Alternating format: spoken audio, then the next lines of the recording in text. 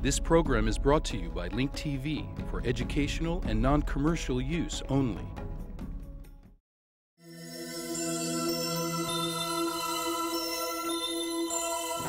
Mosaic, a daily news program from Link TV, presents a selection of news reports from independent and state-controlled broadcasters from throughout the Middle East.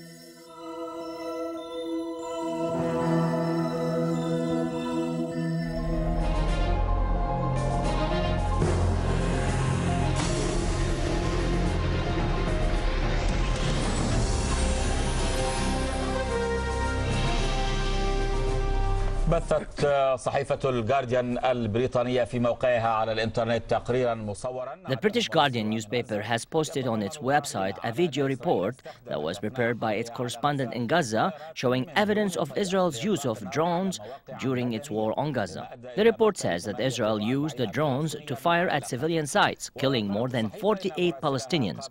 The newspaper said that its correspondent interviewed 3 Palestinian children who said that Israel had used them as human shields. The children said that the Israeli army mistreated them in detention and used them as human shields during raids on Palestinian homes. The children further said during their questioning that the Israeli officers demanded that they provide information about the Hamas movement and its fighters.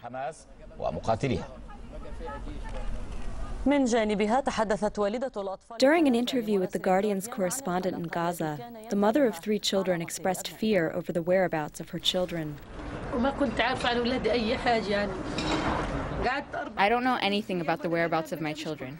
I have spent 5 days getting no sleep at night. All night I would hold my 4th child. I felt I had lost 3 of my children and he was the only one I had left. All night I was hugging him and holding him tight. I felt it was all over and I lost my 3 children. Confrontations erupted in the Palestinian town of Fahem inside Israel between the Israeli police and the city's residents. The residents gathered to protest the right-wing Jewish extremists who organized a march in Fahem. In response, the Israeli police fired tear gas at the protesters to disperse the Palestinians who gathered at the entrance of the city to confront members of the Jewish extremist group. The Israeli police deployed nearly 2,500 of its officers and members of the intelligence service in and around the entrance of the city. الفحم أو النور كما يسميها سكانها وكلهم فلسطينيون. All the residents of al-Fahem or al-Nur, the City of Light, this is how its residents refer to it, are Palestinians. The city was surrounded by Jewish right-wing protesters and nearly 2,500 Israeli officers who were deployed to protect the settlers and their leaders.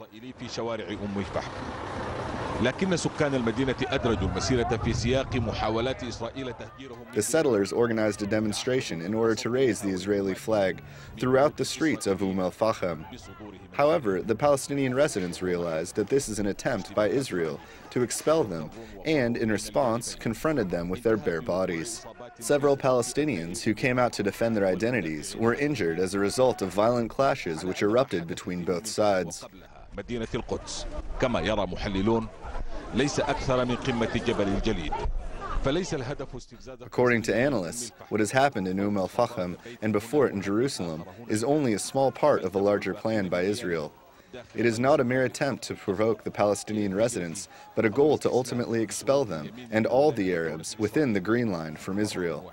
The last elections revealed that the Israeli public is now in favor of extreme right-wing movements from Yisrael Beitenu to the Shah's party, as well as all of those in between. فالأحزاب والحركات اليمينية والدينية المتطرفة من إسرائيل بيتنا. The right-wing parties, which are no longer a political minority, are in control of key positions in the Israeli government. They are also calling for an exclusively Jewish identity for the state of Israel and for the expulsion of Arabs to a future Palestinian state. بإلحاقهم بالدولة الفلسطينية المحتملة في حال إنشائها. This was most evident in the amount of support Avigdor Lieberman received in the last elections. Lieberman is one of the individuals calling for the expulsion of all Arabs within the Green Line. He considers them more of a threat to Israel than the Hamas movement itself and demands that they pledge their loyalty to Israel as a precondition for citizenship and voting rights. فلا حق في الانتخاب ولا جنسية.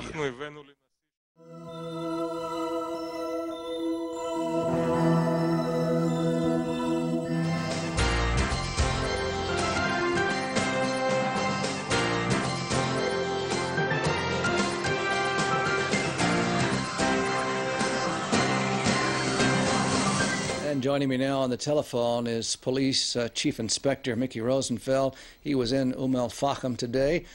Mickey, this march was certainly one that was politically charged and was a recipe for violence seen by many, yet only 20 people were lightly injured. Could have been much worse, could it not?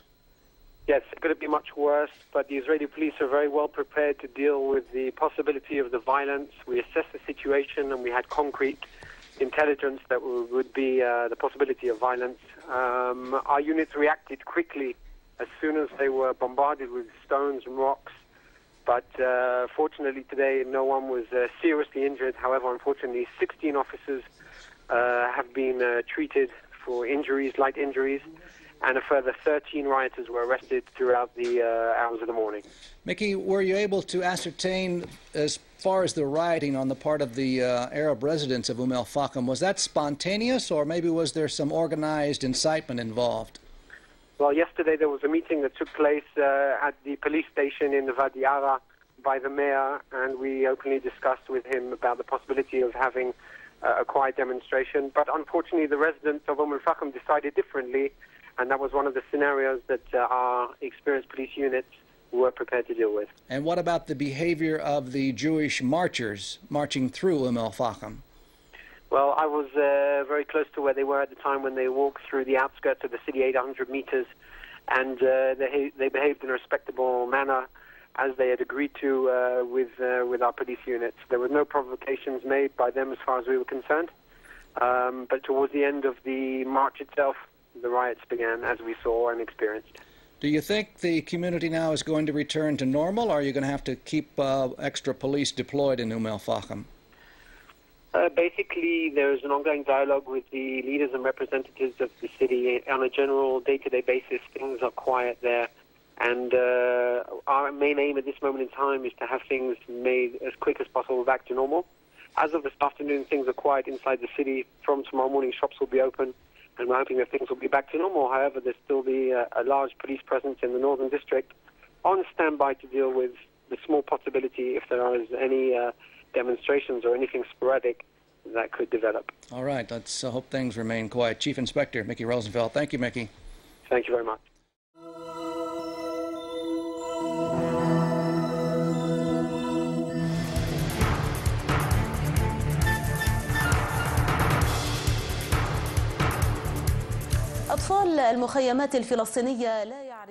The children of Palestinian refugee camps do not know there is a universal Children's Day. Their future is restrained with laws that do not allow them to be children. Riyad Kadaisi has the following report.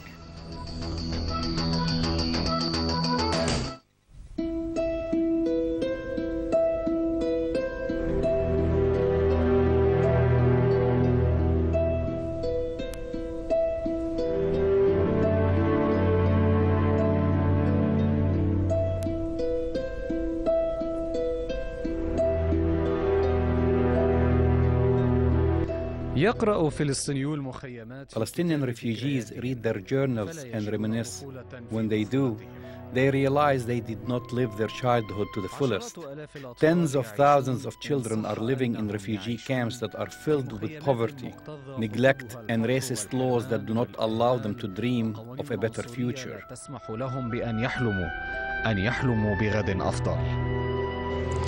وإذا أراد أن يلعب ويلعب في الشارع. If the children want to play, they can only play on the streets of the camp.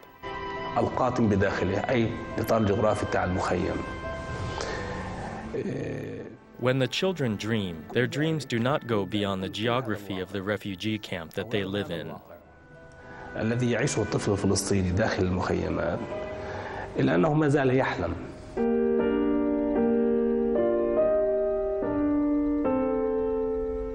Dareen is 14 years old. She is from Hilweh refugee camp and she has many dreams. She talks to children who are younger than her and they share their stories about their future dreams.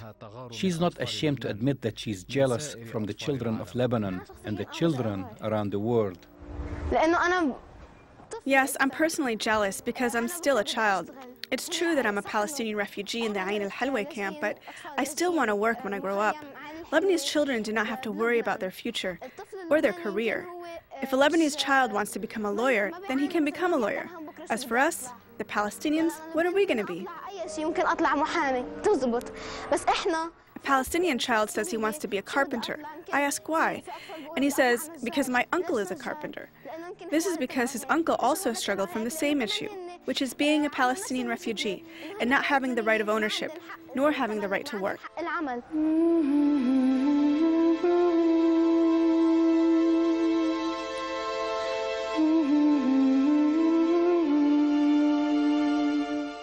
Fahem, when you grow up, what do you want to be? I want to be a doctor. Where do you plan to work? Of course, in Hilweh camp. Where else can I work? When did you find out that you can only work inside Hilweh camp? Since the day I was born. I am Muhammad Ahmed Shahada.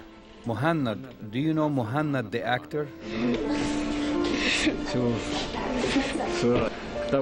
Do you dream to become an actor like Muhammad? No, my dream is to become a nurse like my father. Why a nurse? Because nursing is a very good career. How old are you? I am 9 years old. Do you know that you cannot work outside the refugee camp? Yes, I do. When do you find out? A long time ago. I want to be a carpenter when I grow up. Why a carpenter? Because all my uncles are carpenters, and I want to be like them.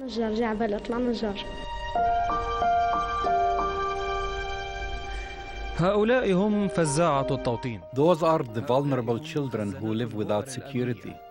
They are the children who will never be naturalized because they want them to be able to return to Palestine. By doing so, they are depriving them of stability. They want them to have the right to return, so they take away their childhood. They will never be able to return. Generation after generation grew up and lived in an environment that lacks the most basic necessities for survival. They live in an environment surrounded by violence at home and in the streets.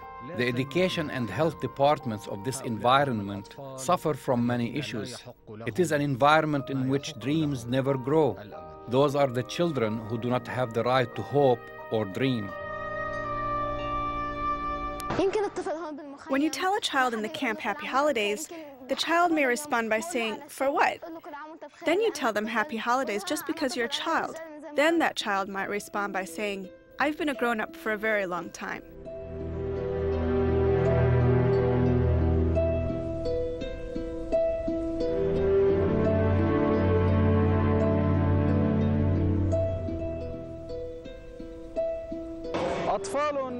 They are children who became men a long time ago.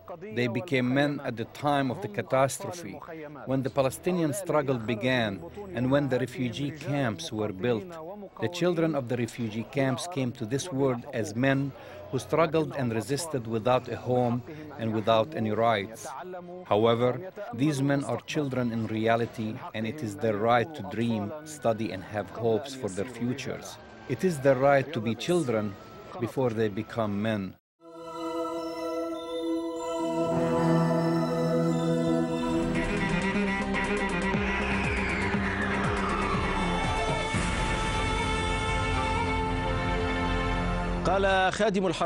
At the opening session of the new Saudi Shura Council, the custodian of the two holy mosques said that the kingdom will continue to fill the gaps and end conflicts between brothers because the word stands only with the strong who respects himself.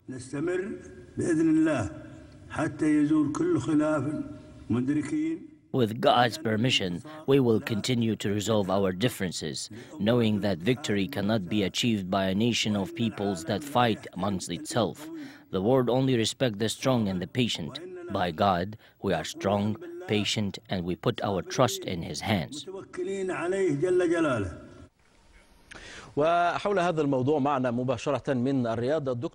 To discuss this issue, joining us from Riyadh is Dr. Muhammad Al-Zalfa, a former member of the Saudi Shura Council. Doctor, some people interpret this annual speech of the custodian of the holy mosques as setting the kingdom's domestic and foreign policy. When you list in order the major points of his speech, do you think that the country's files have changed? First, he spoke of the Israeli aggression. Then he touched upon the internal Palestinian differences. Then Arab reconciliation, and then suspicious global and regional ambitions. Do you think that this order of topics is a change from previous policies? Is there anything new this time? أنا أتصور أن خطاب خادم الحرمين الشريفين في هذه الدورة الخامسة لمجلس الشورى وهي الدورة الأولى التي The speech by the custodian of the two holy mosques in the fifth term of the Shura Council, which is the first term since King Abdullah ascended to power, was absolutely clear. The major issue that preoccupies the Arab nations is the Arab divisions and these major challenges that this community faces. Our problems are our divisions. Our position in this dilemma is a result of our Arab problems, which has weakened our position in the face of challenges. The king does not give up and says that we must confront these challenges with patience, wisdom, and hard work. He said that he will continue to fill the gaps in the Arab world because there is no place for a community to go to war with itself. This is a very principled and reasonable position.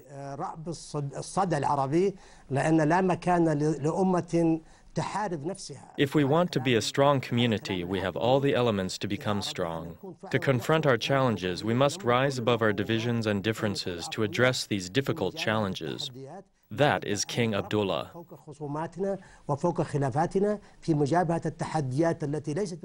The second issue is the issue of Palestine. It is a central issue. He said that the problem in Palestine is the internal Palestinian differences. This may be more dangerous to the Palestinians than confronting their enemy, who we know is an enemy. Being caught up in these divisions is the problem. So that is why the king focused on this issue more than any other issue.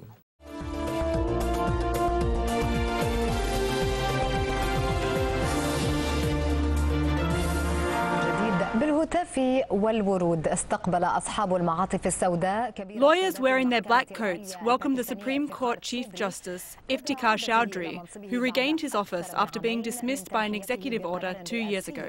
The return of Chowdhury ended huge demonstrations that were organized by lawyers and opposition parties. The two main political parties are leaning towards reconciliation, which raised hopes that stability will be revived in the country. The fate of the country before the return of Chowdhury was uncertain. We leave you with Mayub Khoda from Islamabad. After 2 years and 15 days, Supreme Court Chief Justice Iftikhar Chowdhury has left his home towards the Supreme Court. He was welcomed with flowers by his colleagues and lawyers. These scenes clearly show them celebrating their victory after 2 years of fighting for the independence of the judiciary system in Pakistan.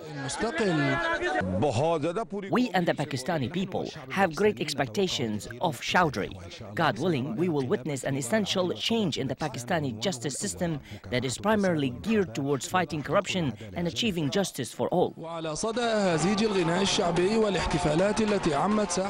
Outside the Supreme Court, people held celebrations and danced to folkloric music as Chowdhury called on lawyers to stand by him in order to eliminate corruption.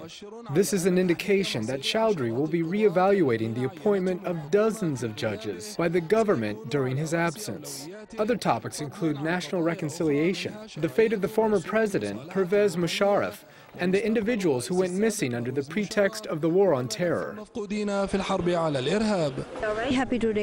We and the families of all the missing individuals are happy today with the return of the Supreme Court Chief Justice. We hope that Chowdhury will look into the files of missing individuals as soon as possible.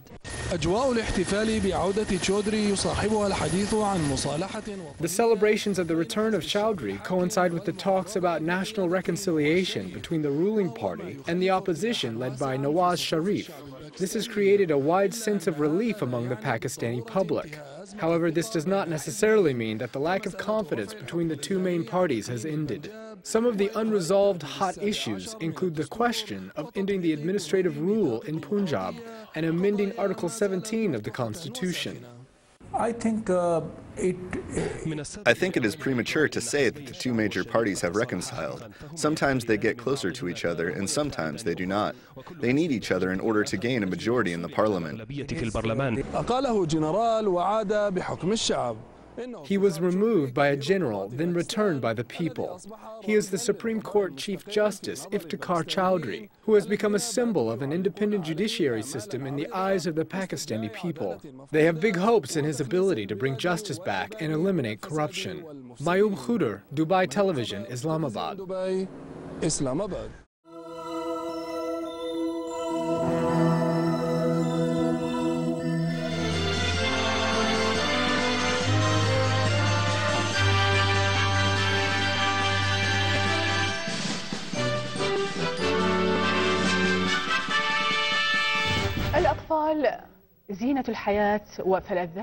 Children are the jewels of life, and they are our own offspring.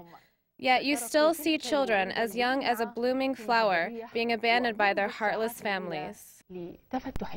ومع أن هذا الحال استثناء في طبيعة العراقيين. The phenomenon is not only rare, but also contradicts the core belief of the Iraqi people. Therefore, it deserves our attention. With more details in the following report. Welcome. Did you bring a copy of the child's birth certificate?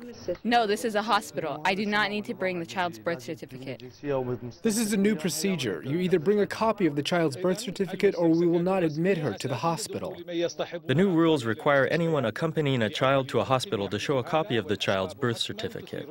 While some may question the validity of this procedure, others found the reasons behind it rather shocking. When did Iraqi hospitals become a shelter for abandoned children? This is a case in point at this medical center in Baghdad, where this abandoned child has been living for the past 7 months. Since then, the child has been under the care of hospital workers and medical staff.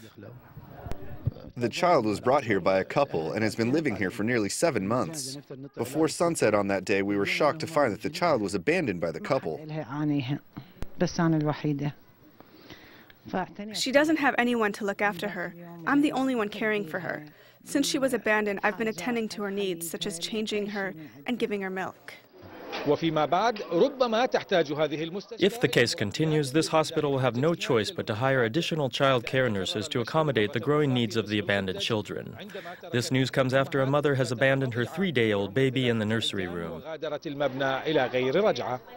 بتاريخ 16/2/2009 الساعة بالوحدة الظهر جتني مريضة يعني دخول. At approximately 1 p.m. on February 2nd, 2009, a woman carrying a newborn infant was admitted to the hospital.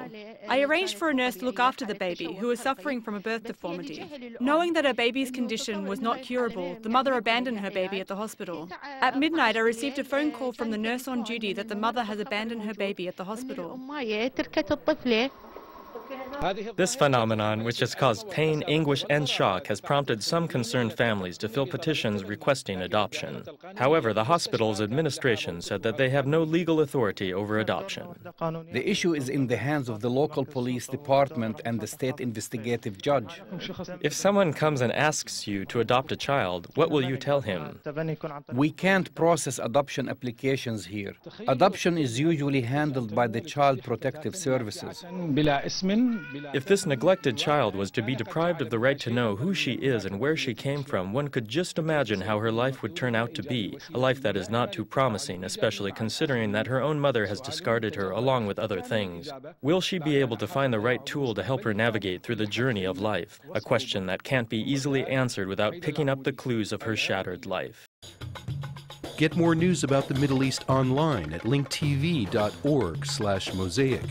The Mosaic webpage offers a complete archive of Mosaic programs, program transcripts, the Mosaic video podcast, and the Mosaic Intelligence Report, a weekly analysis of the hottest stories from the Middle East. The views expressed on Mosaic are those of the participating broadcasters, not Link TV or its sponsors. The production of Mosaic is made possible with the support of viewers like you. Thank you.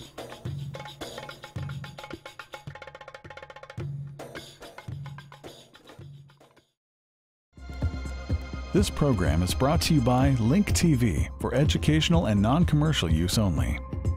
Link TV is the only U.S. network dedicated to global and national news, uncompromising documentaries, and diverse cultural programs which connect you to the world.